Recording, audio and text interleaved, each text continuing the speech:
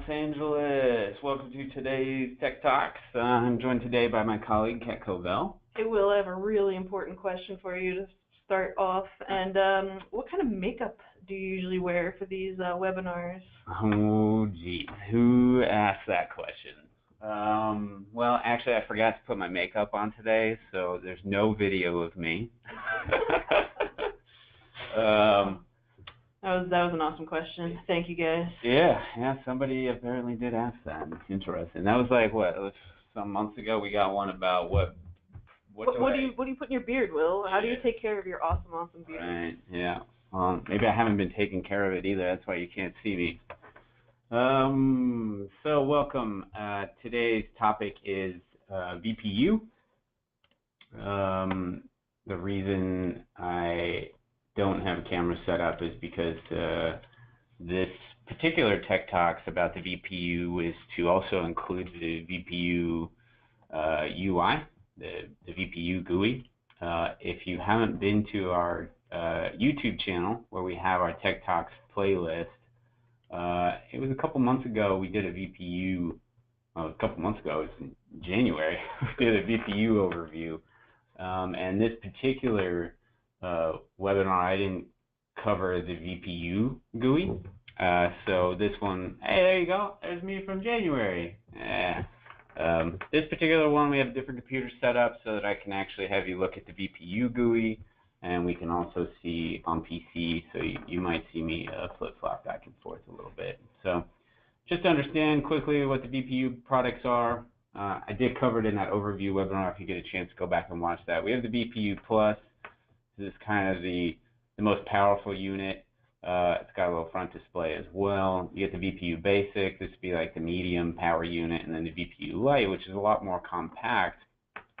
Still got a lot of horsepower. If you look at the little comparison, this is where you're going to find some of the performance power. If you know anything about codecs, we do our performance measurements using MPEG 2 because that's constant bitrate video. So, you know, the Vpu Lite can process 2 simultaneous layers of 1080p clips. The Vpu Plus can do 6 times. However, since version 3.2, we support the Hap codec, which is actually using a lot of the graphics card for video decoding. You're going to get a lot more than what these say because Hap is a variable bit rate. So with the Vpu Lite, depending on how many pixels are moving in a 1080p clip, you might get anywhere from 6 to 10 simultaneous 1080p clips. And then if you have a Plus, you're going to get a lot more. So Hap codec was a very cool addition to the Vpu software in version 3.2. You guys remember our knowledge base. If you haven't been there, if you're kind of interested in reading about Hap, you know, very simple thing. You can search for Hap, and we have a little article on using Hap codec in Vpu since version 3.2. So the really cool thing, what the Hap codec did for us, we support you know, up to 8K content within the Vpu. The resolution, as it's stated here, we do state that it's 8K. We've had some customers actually try it bigger than that, and it works, but it's up to you. By the way, if you're using Hap on Mac, there seems to be a limit of what you can create that's actually only 4K, but if you use the Hap for Direct Show codec from Windows, you can get up to that 8K content. So this is definitely a good article to check out. I think I can chat this to all of you if you just want to have that direct link to jump there regarding the Hap codec. You know, what is the Vpu? The Vpu is a media playback device, media server, video playback device for the lighting guide. It's an integrated component of the GrandMA 2 system. So we don't treat it as a separate server. If you guys are familiar with, you know, what, Hippo, D3, Resolume, Arkaos, those are all very separate independent servers. Our Vpu, when you add it to the session, you add it to the session like a console, like an MPU, like MA3D, and then there's also Vpu tab. it becomes a shared brain. It's part of the whole shared brain. So why would you choose a VPU? Well, you're going to add a VPU to your session because you need a video output. You might need a DVI port, and you don't want to learn a very complicated media server. You just want something that works like it works with the GrandMA2 interface. And also you might want to do pixel mapping. So keep in mind, just to note, we're not actually going to cover pixel mapping today because I covered it in this VPU webinar back from January. It starts about the 33-minute mark, the 32-minute mark. So don't forget to check out this webinar. And if you jump to like the 33-minute mark, you can see how pixel mapping works. All the configuration related to pixel mapping is actually done from the console. So it's pretty cool. That's why the VPU is just kind of this box that you plug in. Now the neat thing is that pixel mapping is actually, with the VPU, is actually free. So today I am running onPC and the VPU software on a Windows computer. So the VPU software, maybe you have your laptop or good quality Windows computer. You can install the VPU software for free. From our downloads page, you'll find this executable file. That's the VPU software. Whether you have a real VPU or you have your own Windows computer, that's the VPU software. You install it on your Windows computer. It's kind of like setting up MA3D. We have a Tech Talks on MA network configuration here. So this is how you're kind of setting up your network. You set up your VPU software to talk to your console, add it to the session, and now you get all this, free pixel mapping through the console, which is very cool. Why would you choose real VPU hardware? As I showed you under our products pages, you're going to choose real VPU hardware if you need actual DVI outputs. So a Vpu Plus and a Basic are going to have 3 DVI ports, as you see here. The Vpu Lite, the back panel there, is actually only 2 DVI ports and 1 VGA port. So if you need DVI outputs, you're going to spec real VPU hardware, potentially. Or if you want the robust, proven hardware provided by MA, it's fully tested, definitely more robust, I think, than going to your local electronics store. And it actually comes with a Cronus, so you can re-image your real VPU hardware anytime you want and know that it's a so-called factory fresh install of the operating system and the software, which makes it very clean and reliable. So the first order of business that I was going to cover is just putting the VPU in session. So if you guys are wanting to play with the VPU software at home, you can do this with onPC and VPU software. So I'm probably going to be toggling back and forth between my 2 monitors here. So we'll go to monitor 2, and just so you guys can actually see what the Bpu Gui looks like. This would be the VPU software after you install it. If you actually hit this button in the top right, hopefully you can see that. If you hit that, that actually opens up a shell program. So the VPU is on top of everything all the time. So if that's how your VPU opens up, make sure you click this button so then the VPU turns into windowed mode that you can actually move around. So then I'll just maximize this window. This way I can work with 2 monitors side by side. The first thing you'd want to do is that since I'm working with these on the same computer, my MANet IP has to be 127. But if you have ideally, remember, I'd recommend a separate computer for VPU and then a separate computer for onPC. You're going to actually connect through the local area connection and choose a real LAN address, as I pointed out in the MANet configuration tech talks. We also have a KB on our knowledge base that talks about setting up your networks. So my IP address is set up here.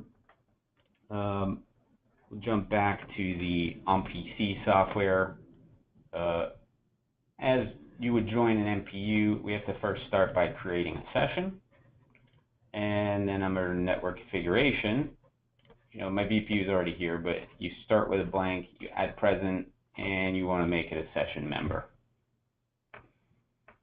Okay, because this is the master, it's going to download, they're going to connect to each other. And now my VPU shows green because I'm actually in session. Now there is a demo show. This is what I would suggest you start with, because then kind of everything is laid out the way that we would suggest you use the VPU. So for example, you have your layers here.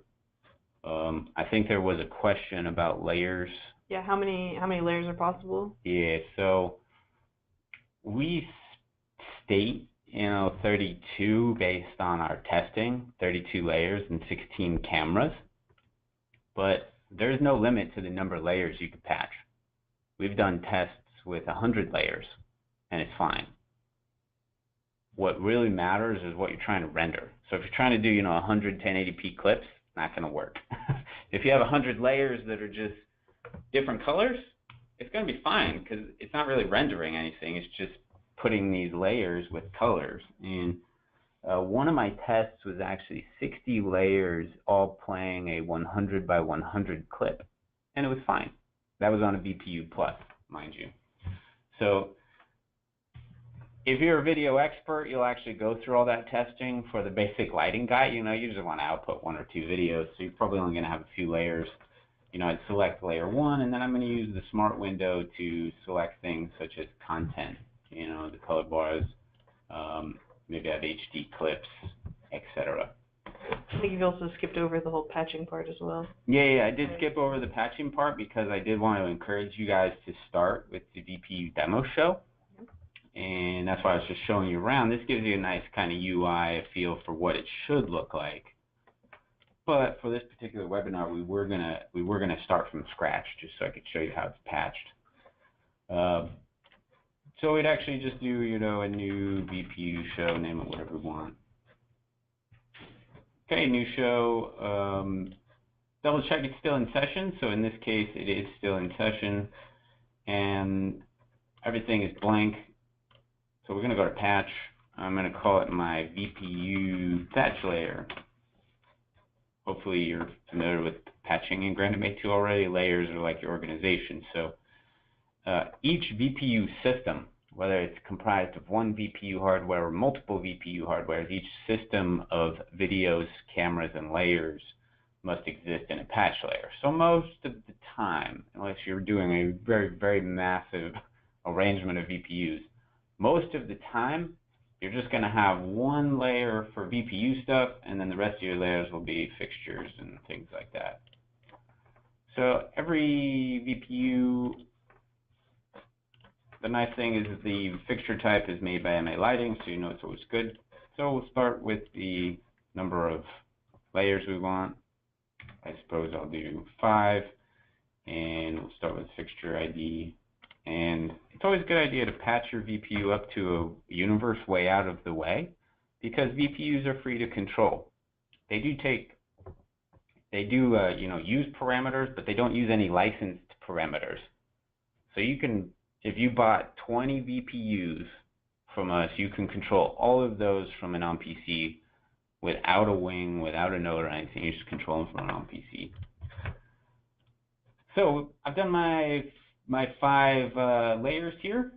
We also need to specify the number of cameras. So each DVI port might be a camera, each pixel map might be a camera. That's why we allow you up to 16 cameras, because if you have, if you have 3 VPU pluses, each of those has 3 DVI ports.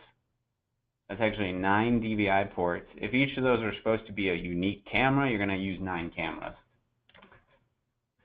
Configuration is kind of whatever you need. So in this case, I'm just going to do 2 cameras because I actually only have 1 output on this particular setup. And then you always need a VPU master fixture, which is kind of mostly for control. Reboot the VPU, put it into show mode, other kind of control things. So here's the idea. I've got 5 layers, 2 cameras, 1 master. Now, the VPU doesn't know to be controlled by these fixtures because you have to tell the VPU hardware which patch layer to listen to. So I'm just going to put some dimmers here so you guys can see what I mean.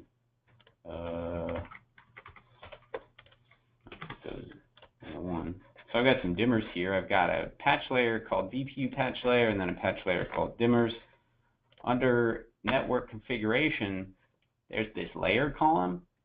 So I don't have any control of my VPU right now because it doesn't know what fixtures it's supposed to listen to.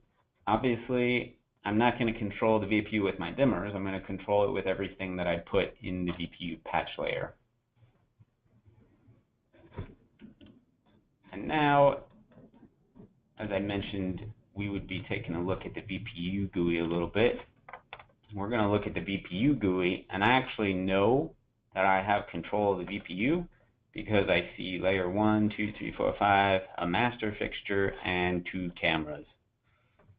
So that means the VPU says, oh, okay, I know that I have control now. So in my software, if I select fixture 11, which is layer 1, and I bring it to full, you see that it turns white, just like if I select layer 3, and I bring it to full, layer 3 turns white. And as I showed you a little earlier, I can use the smart window, for example. So I'm just going to reference the standard pool, and we get some color bars on that, and we get some lines and circles on layer 1. So this is just kind of an overview window that we're looking at. So if we jump back to Planar 1, hopefully you guys aren't getting too bothered by flipping back and forth a little bit. One thing that I might do is auto-create some groups. I'm going to go from the layer, and I'm going to create some single groups in a groups pool. And here I would draw a groups pool, maybe use the move function to move these so they're separated a little bit, and then draw a smart window. Now, one thing you'll notice is in the smart window, there's no thumbnails here. Everybody tends to think that thumbnail exchange is done via CITP. Well, yeah, that's true when you have 2 different products that are not from the same company that use the open source CITP communication method. Kind of always is a little finicky, doesn't necessarily work as well as you want it to, etc.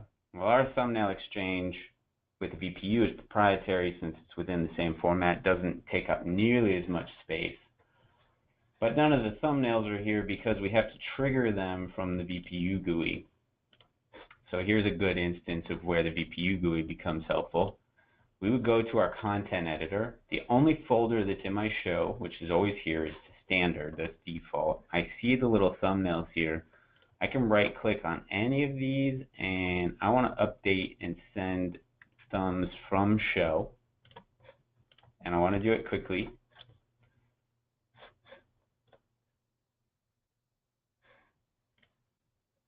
And then jump back to the console, and you can see all the thumbnails are here. So it happens very quickly. Now the next thing you're probably going to want to do is you're going to want to add some content to your show. So this is where you need the Vpu Gui to add some content. So you might have a USB stick with some content. So we'd go to the browser tab. I have an external hard drive plugged into my computer, and I want to put it onto the internal hard drive. So I have some content here. So maybe my D drive, which is actually internal to my computer. I made a content folder. I already have some LED content in there, but this is, I'm going to make a new folder called, my best stuff. So in my best stuff folder, I'm going to pull a few of these files over.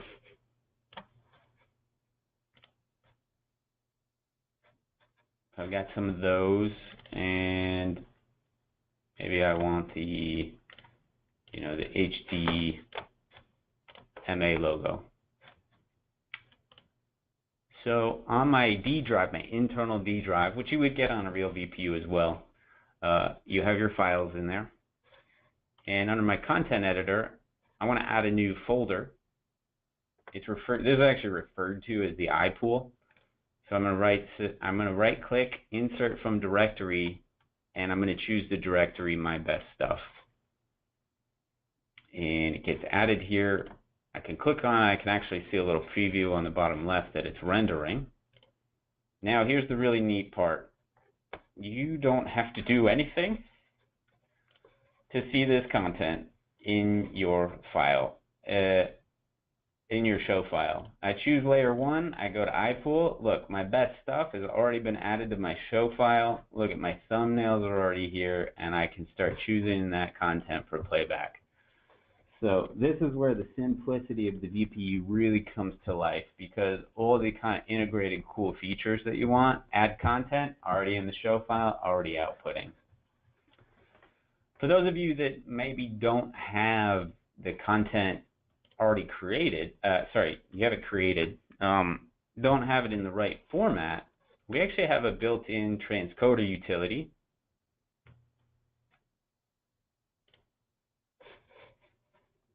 It's called the Hap Converter. And the way this is going to work, currently, you can actually read this from your hard drive and plop it into a folder on your content drive. So I'm just going to make a new folder called Hap Stuff. I actually have a question about this window right here. Yeah? Why does the size show blank on the folders? I think the size, the size is actually only calculating for the individual files, unfortunately. That would be kind of helpful if it told you the whole size of the whole folder, but unfortunately that size is going to only be for just the individual files. Okay, so using this Hap Converter, remember this is free. I'm going to use the specific target path of the D drive content and Hap Stuff, so that's where the converted content is going to locate itself, and then from this drive I'm going to go to, maybe I want some specific colorful LED content. I'm choosing one. If I hold shift, I can highlight a bunch. If I hold control, I can pick and choose a few. So I'm going to choose that one. The format, you know, best to choose auto. That KB article, that Hap KB article, go ahead and read that when you guys get a chance. Hap 1, Hap Alpha, Hap Q. Hap 1 is generally what you're going to use. It's like the best performing, yet also the best quality. Whereas Hap Q is the ultimate quality, but takes a lot of performance. And then Hap Alpha is that you can actually store alpha channels. An alpha channel would be a transparent pixel in the video file that you're creating. So I'm just going to leave this on auto. We're not going to change resolution. There's no audio in this file, so it doesn't really matter. So I will choose Start Conversion. This pop-up is confirming everything that I'm converting. So just to show you guys, maybe I'll just convert. I'll convert 2 clips. Conversion can sometimes take a long time, so I hope these 2 files I choose don't take too long. So 2 jobs were added. You can see it's gonna be a little slow because you're basically transcoding content. I would tend to recommend, if you have a chance to create the Hap content on your Mac or Windows or content creation program, I would definitely do that. But you know, like I said, the VPU is created for the lighting guy, so if you don't really understand codecs and video transcoding, you can use the built-in converter. Just remember, it might take a little longer, and sometimes it might be better just to download the free VPU software on your own Windows computer, so you could do the converting separately from the real VPUs. The beauty with running VPU on your own computer is that we actually have a feature called content distribution. So while that's converting, we'll jump over here to the PC. I'll show you content distribution. Basically, if you were to have, let's say, a couple other VPUs, maybe this is your real VPU, so that would be a receiver, this would be a receiver, and then your front of house PC is a distributor. So you could use that Hap Converter to convert files and then specify that VPU as the distributor, and then these are the receivers, and then you just hit content distribute, and it copies the files over your network to all your VPUs that might be at various places in your arena. Okay.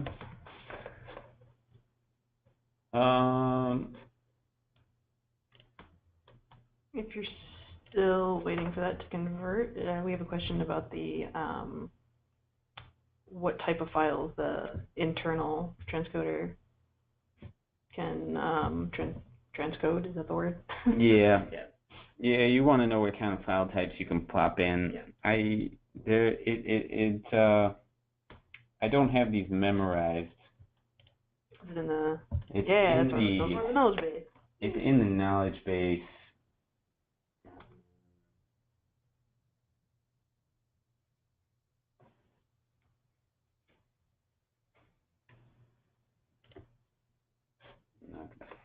Probably, I don't remember what we listed this off. I think it was actually in the release notes, but it supports a lot of different file types. I think most of the time you'll find it takes many. There is an important license agreement that you have to agree to. For example, we've currently accepted all third-party codecs. So that means like AVI, MOV, H.264, VBA, VB9 are, open source ones. I haven't found anybody that specifically told me a file type that it didn't read. But you do have to remember to accept the third-party codecs, accept the license that you own those codecs and that you're free to read them and decode, transcode them. In terms of other aspects of this GUI, I'll just point out a few things. You have the preview mode. This is going to show you your additional outputs. You actually have the freedom to move these boxes around, so if layer 2 is really important to you, you can make it a little bigger. The checkerboard pattern, the cheese board, you can turn that off, but the cheese board is saying, where it's basically where no video information exists. So if you're familiar with how layers operate, layer 1, for example, might be this. Layer 2 actually ends up on top, like the final output ends up on top. So if I actually make layer 1 a 1080p video and layer 2 1024, let's do 1024 by 768. Layer 2 is telling the cheese board is telling you that there's no video information, so that you're actually going to see what's behind it, which is why in the final output you see some of the video information from layer 1. There are, if I jump back to my onPC software, the standard object that the VP uses for layers is the planar object. If I actually do these green arrows, says it's going to stretch the video to the edges, which is going to skew the image a little bit, but you see this 1024 by 768 clip actually fills the entire layer area. So that's where you have different objects. If I go, you can choose a box object, you can rotate it. Like I said, that other webinar is worth watching because we do cover stuff like this. If you go to preview mode, you'd sort of see a full screen. I'm going to hide that document pane for the moment. You'd actually see the full screen images. While I'm at this, I think somebody asked about effects in the VPU, right? there are actually 4 effects channels per layer and 4 effects channels per camera, to where you could do like a, we'll do like a RGB shift, and we have intensity. So I'm going to see what happens if I do both screens, if you guys can kind of see what I'm doing here. If I change the intensity of the RGB shift, you can see the lines on that test image are actually rotating. You can change the distance. We have a kaleidoscope, for example. If I jump back to the planar object and turn off rotation, jump back to the effect, and as you rotate, number of counts of the kaleidoscope. Now this is all kind of stuff, you know, how you learn all this stuff, what are you going to do with it? That's why it's nice that this software is all free. You can, you know, play with this stuff at home. We even have these effects are, you know, motion effects. So you can count the number of lines and then the actual speed that's going on. There's a zoom effect. I know there's a water effect in here, and then you can stack these on top of each other. So I have this zoom effect, and then I might do some kind of color swap or frost on top of that, RGB shift. So these, remember, these can just get saved as presets, and you can carry these presets from show to show because you can save them as global.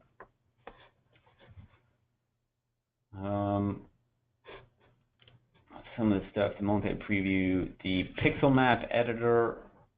This, in terms of the pixel map editor in the Vpu GUI itself, is basically obsolete at this point, and that's why I'd encourage you to double check the Vpu overview tech talks that we did, because remember, at like the 33-minute mark, I covered the pixel mapper.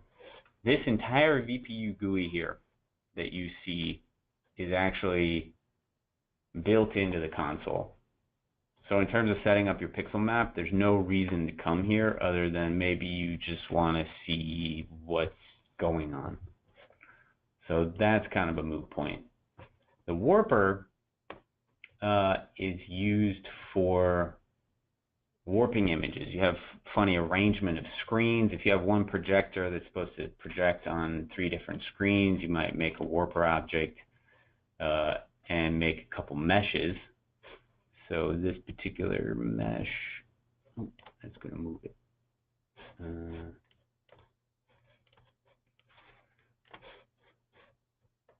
There is scaling. So if you had one projector output, you might have a screen up here, and then you'd make another mesh.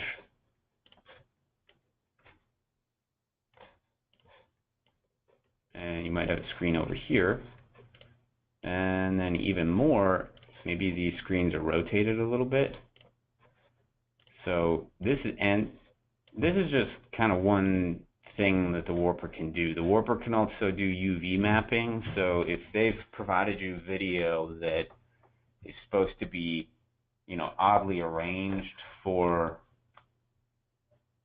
LED screens, you know, auto arrangement with all the LED processors, you're going to want to do UV mapping. You're going to do this within the warper. Learning all of this, like I said, takes time. So the Vpu, from a basic standpoint, keep in mind, it's an easy way to get video output from the console. It's an easy way to do pixel mapping. It does have all this advanced features. Learning all those advanced features is just kind of playing, trying it out, seeing what it does, figuring it out. If you're based in North America, you know, email support at Lighting, and we'll help answer your questions. So my two files were converted, which is cool. If we go to the Hap stuff, you'll see they're in here, and I'll just make I can actually, if you just want to start a new iPool, I'll just call it Hap. I can add single files at a time.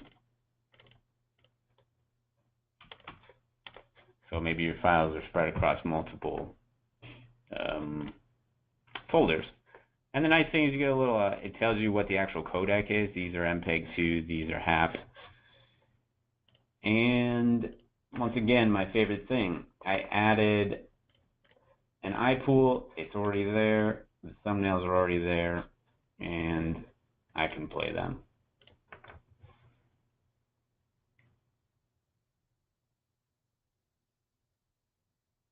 Yeah, it's free for playing. It's free.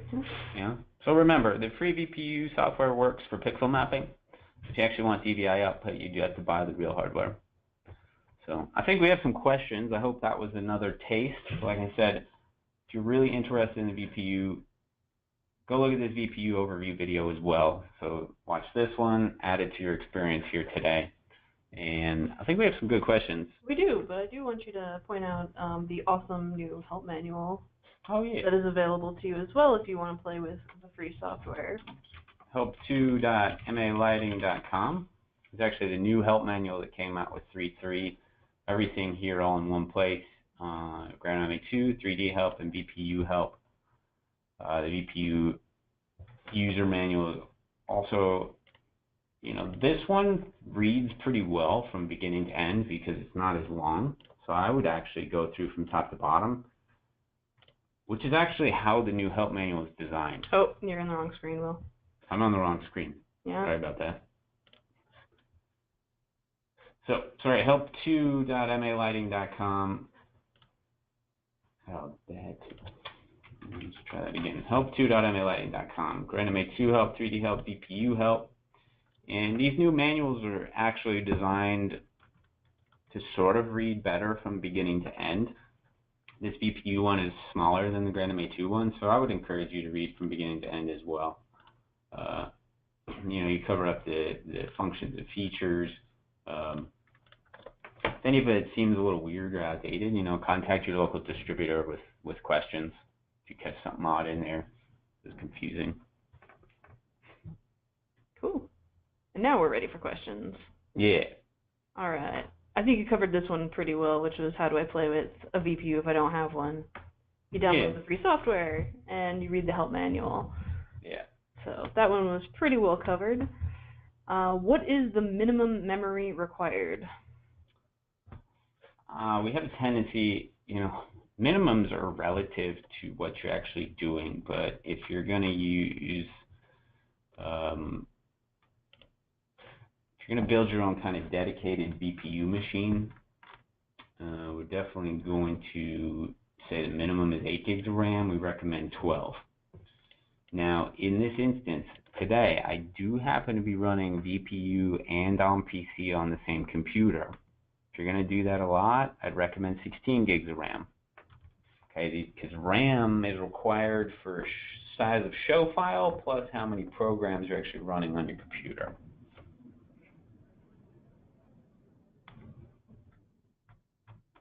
Okay. Cool. And can you talk about outputting from your computer again as well? Because I know you kind of breezed over it really quick, so I keep seeing this question pop up. I think I covered it a little better in my other webinar, but configuration of VPU is best handled from the console once it's in session. We can choose the VPU, we edit it, and we're going to, remember I patched 2 cameras, you could patch up to 16. We're going to associate a patched camera with an actual GPU output. So my computer here actually has 2 outputs on a single GPU. Keep in mind, VPU software is not going to work with multiple GPUs. You're going to want to use a single GPU. The free software, I believe, is actually only support 2 outputs.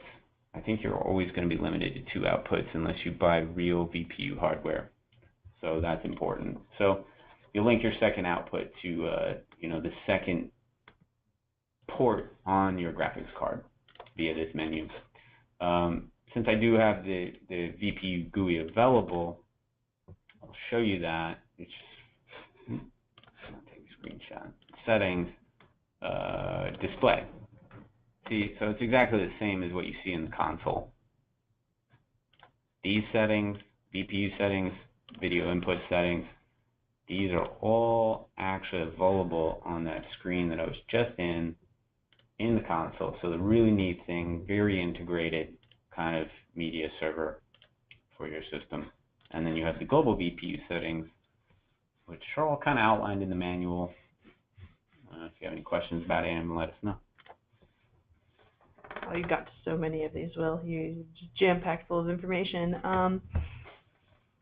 What's the typical implementation of the VPU? So there's a lot of questions about how does it compare to Hippo or Arkaos? How would you use it with one of those? Yeah, so VPU, you have to remember, it's built around the GrandMA2 interface, so it's designed for the GrandMA2 user. Real video people that love to dive deep into the land of video may not want to use the VPU as their primary tool, because there are, standalone media server machines that cater towards really complex video projects for 3D mapping and significant amount of screen arrangements, etc. VPU is really for the GrandMA2 person who needs DVI output for a couple of screens, wants to do some really cool pixel mapping. From a pixel mapping standpoint, it's exactly the same as all the other products out there, except that we only do 2D pixel mapping, not 3-dimensional. So any other media server that's doing 2D pixel mapping, we're the same. We're just a whole lot easier to set up, because you might be the lighting person and you don't want to have to learn another server. Well, as you'll see in my other webinar about VPU, the VPU just references the patch of your console. So if you have a bunch of stuff to pixel map, just patch it like you normally would. VPU knows about it. You arrange it in the pixel map of the VPU. So it's very, very possible that you would have VPUs and Hippos on a show, or VPUs and D3s on a show, because they're application specific, and the management of the VPU is probably going to fall under the GrandMA2 user, not necessarily the video department, where the video department might be dealing with the really complex aspect of 3D mapping or 3D screen handling, etc. I even know some folks that strictly use the VPU for basic playback, but they send the video outputs through a lot more complex video processing stuff. So hopefully that kind of clarifies. It's just easier. For the lighting side. Is the VPU capable of functioning in MA3D? Yeah, so that's actually going to take advantage of the CITP, streaming CITP. CITP has a bunch of components. There's CITP for thumbnail exchange that, VPU doesn't use. There's CITP streaming, which is to send this video over the Ethernet wire to any device that can receive a CITP stream. Setting that up is very simple for the VPU, because you just have to turn it on. There, it's on. The VPU is now going to send CITP wherever you want to see it, which would be in the CITP viewer of the console, or in the CITP surfaces of MA3D objects. And we already have an article about this, so if you were looking to set it up, just search for CITP streaming video into MA3D. So just set it up, boom. Oh, those handy knowledge bases. Yeah. All right. Can I run any AVI on the VPU, or does it have to first be converted using the Hap Converter? I have to clarify. .avi, .mov are container files. The internal codec is the question. So probably the answer is no. You cannot run any .avi file, because it needs to be the Hap codec internally. If the AVI file has a video inside the container file that's not Hap, then it's not going to work. You'd have to convert it. I think that answered that, yeah. How does parameter licensing work for pixel mapping? Is it an RGB pixel 3 parameters? What happens with your licensing when you're pixel mapping? So if you want control of your pixels from your console and you also want to pixel map them, that's going to take parameters. Red is a parameter, green is a parameter, blue is a parameter. Because you already unlocked those parameters with the console, that's why we allow you to use the VPU software for free. Now, if you like the integration of the VPU from a control standpoint, but you don't need control of those pixels directly from the console, you're only doing pixel mapping. Maybe you have 150 universes of LED strings and you just want to throw some video up. This is where you would buy a real VPU and you would build the pixel map and you'd actually output it as SACN or ArtNet from the second port on the VPU. So a Vpu Plus, for example, can, via the second Ethernet port on the VPU, can output up to 256 universes of ArtNet or SACN if you buy the real VPU hardware. But if you're doing pixel mapping through the console, you're going to want to unlock those parameters first with the consoles and MPUs, and then you can pixel map for free with the free software, or you can use more reliable VPU hardware and buy like a VPU Lite. Cool. I think that's the end of the pre-questions. I just have one really important one to ask you, Will, and that's if you want to see this webinar again, will it be posted somewhere? Well, as with all of these, if the recording goes well, we will post them to the Tech Talks channel, Tech Talks playlist on our YouTube channel. If the recording doesn't go well, then I hope you joined and paid attention. Yeah, really, I mean, the answer is to just join, because we don't know if it'll work out in our favor. Yeah. Anyone have any last, I mean, we have quite a bit of time left here, so any questions about anything, really? I mean, it doesn't necessarily have to be VPU. This is the time to chat with you guys. Yeah, we got about 11 minutes left. If you join our other webinars, you'll notice they're usually 45 minutes. We're doing a 1-hour one today.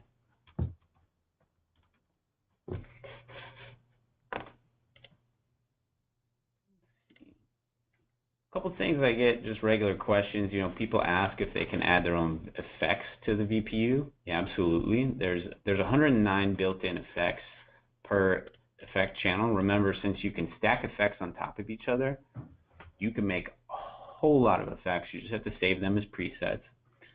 People have asked if they can add their own 3D objects. Yeah, this is the .x format. So the effect type is a .fx. That's kind of a standard video game file type. If you have any video game friends, they can make some more effects for you. 3D objects are in the DirectX format. You know, Cinema 4D can make these for you. If you have any, 3D modeling friends, that can make these additional objects for you. So those options exist. Hey, Will, can you use Blind and BlindEdit and all that with the VPU?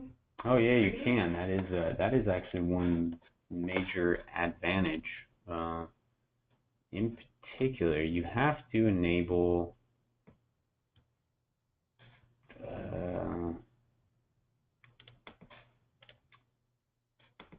under settings,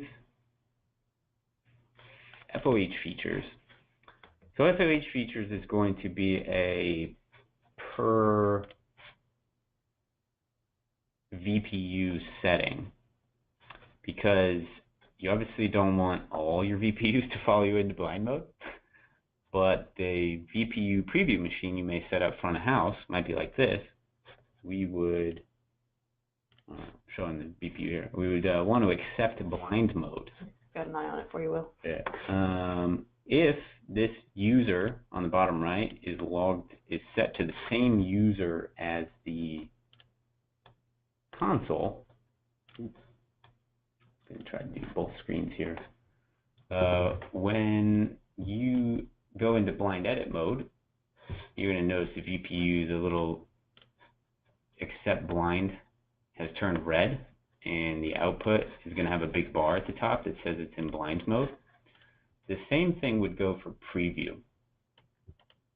So if you go into preview mode, so I have clips running in my programmer, but I could go into blind mode and I could choose, layer 2, bring it to full, do some test content, toggle out of blind mode. I don't think any other server on the market can do this. And if you have some cues, preview is used to look at your cues. If you have some cues and you want to look ahead, you're currently, something, this is outputting on stage and you want to look at a future cue, you can use preview mode to look at future cues. It's actually pretty cool. It's a pretty cool feature from a server standpoint. Anybody I know that's used to controlling servers from GrandMA 2, when I show them this, they get very excited about having this feature. Since I'm up here, accept blind, there's also a button called show mode. Show mode is a really great way to tell your VPUs to allocate all performance to the actual output. So it basically shuts down the thumbnail exchange, it turns off CFTP, it closes anything that takes a little bit extra processing, like the front display on the Bpu Plus. And you can actually store it as a queue. That's the point of this master channel. For example, I can store show mode in, Q1, my startup queue. So then for the entire show, I can guarantee that my VPU stays in show mode, so it doesn't do anything stupid and take away from performance, and then you all of a sudden see these weird glitches. I have one non-VPU question here. Cool. All right. Is there a way to copy and paste DMX addresses into onPC from Lightwright? I feel like that's a common one, Will. I feel like I've seen that one over and over again. Yeah. We're going to try mattpeel.com.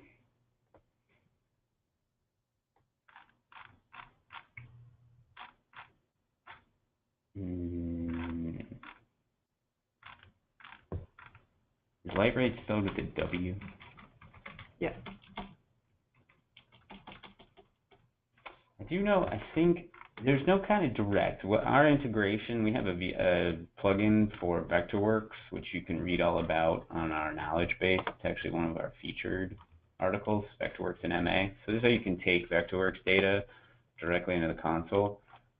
Matt Peel has written some very cool tools. One in particular, maybe it wasn't created specifically for Lightwright, but the really cool thing is converting Excel lists into custom macros. So he actually has a way to take paperwork from Excel, which I'm sure you can get an Excel file from Lightwright, and create a macro that would patch your desk or set position information for your fixtures. So it's definitely doable. He's actually a really cool guy. He's based in the UK. He has the services. There's a link to email him. I would suggest reaching out to him and see if he has any ideas on how he's seen people go from Lightwright to GrandMA 2. Okay. Cool.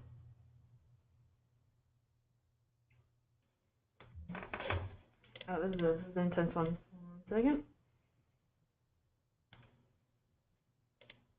This one might take you to the rest of our time here, Will. As long as I can answer it. I think you can. I'm pretty sure we actually have... I don't know if we talked about this in the webinar or not. Say I'm cloning a group of single instance fixtures like Mac 101s into multi-instance fixtures like BIs or Magic Panels. Is there an easy way to do this without having to clone each multi-instance fixture on its own?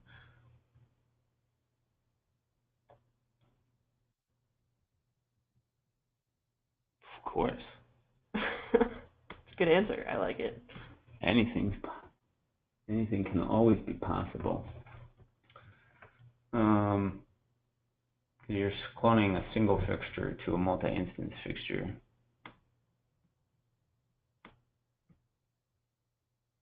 I think you just do the whole range.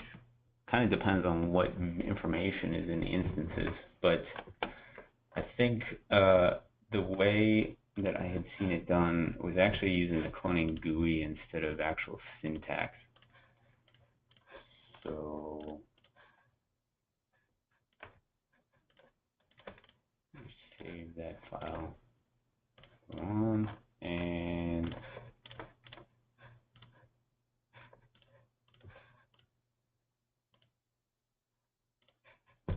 what do you think should be multi-instance fixtures?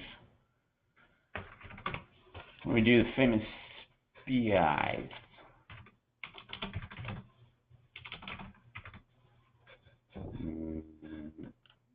B's. 10 of those at 501.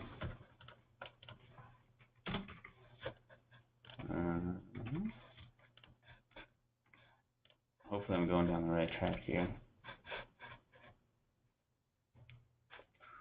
My button's covered up.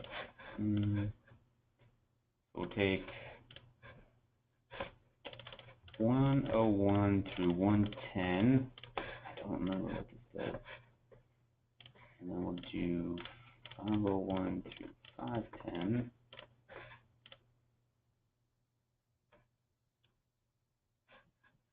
I have Spencer chiming in here a little bit, and his trick is to make a group for the .1 instance and clone to that group.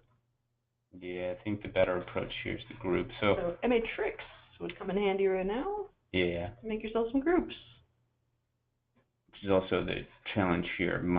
I wanted 101 to apply itself to 501, but instances are basically treated like fixtures. So instead, I have to select, the .1s, and I have to select. Yeah, the mapping isn't working out here from the take selection that I wanted it to work as. But as Spencer mentioned, I think it's just kind of a simple, you do this kind of thing once and then keep it in your back pocket. But 501 through 510, the interleave is 19. And next, so we get all the .1s. We store that, and you get all the .2s. Or you can actually put these in the same group because we're just going to merge it. And then the .3s, and then the .4s, and then the .5s.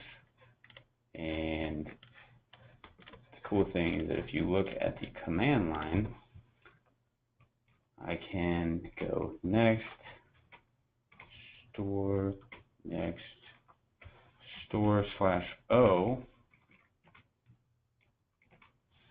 and I can speed this up a little faster by making a macro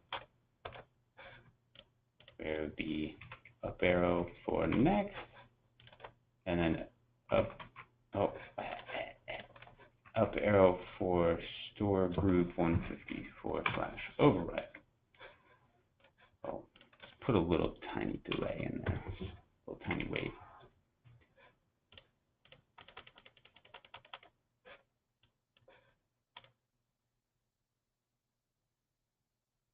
Wait, yeah, why are you overwriting? I'm supposed to do .merge. Yeah.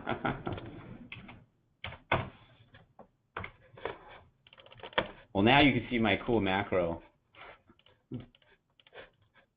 And set up interleave 19. And first one is .1, 2, 3, 4, 5, 6, 7, 8, 9, 10, 11, 12, 13, 14, 15, 16, 17, 18, 19. So now, in order. Oh, they're in reverse order. Or why did 19 get stacked at the end? At the beginning.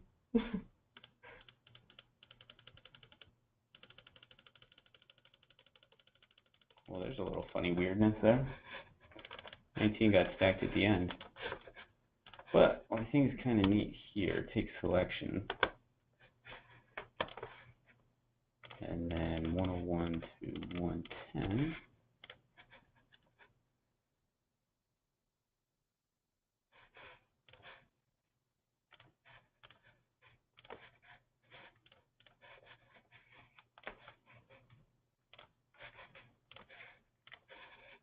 It's always funny having the whole world watch me try to figure this out.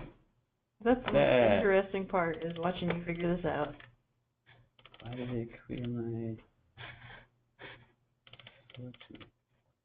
If anyone wonders what we do all day, yeah, when you you're ask watching it. questions, this is what we sit and figure out.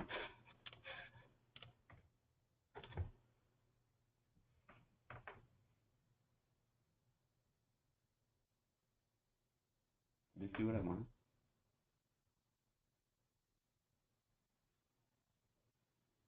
If you want to spread everything out across the instances, why yes.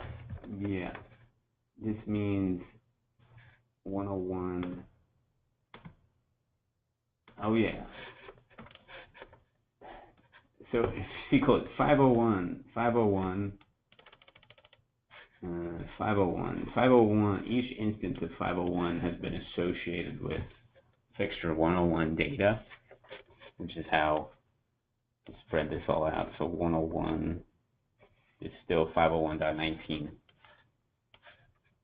I must have stored the group funny when it's somehow at .19 at the beginning, but if I went back and did it again, you see how I created the selection with a quick macro. Now 101 is, for this entire list, 101 data is always associated with 501. Mm-hmm. So it's each instance, so this is how I'm doing the cloning. And this is where the GUI, the cloning GUI, if you haven't used it, becomes really helpful, because you can actually see what's getting mapped instead of just kind of blindly hoping that your syntax works. I would also admit, I'm sure there's another way, but on the spot when I'm thinking about it, this is what I came up with. So. But this is where knowing the features of the desk come in handy as well. You knew to, make a macro, you knew to use matrix. These are all helpful tools instead of doing that one by one. And the cloning GUI as well. There's also a cloning webinar where we might have covered this. Kind of not remembering everything that we cover in every webinar. So if you haven't checked out this cloning webinar, I'd encourage you to check that out. Oh, that was for version 3.1. All right. Yeah, that was 3.1, but the GUI still existed. That was. Yeah. So. Cool. Well, you have eaten up another hour of Tech Talks with backlighting.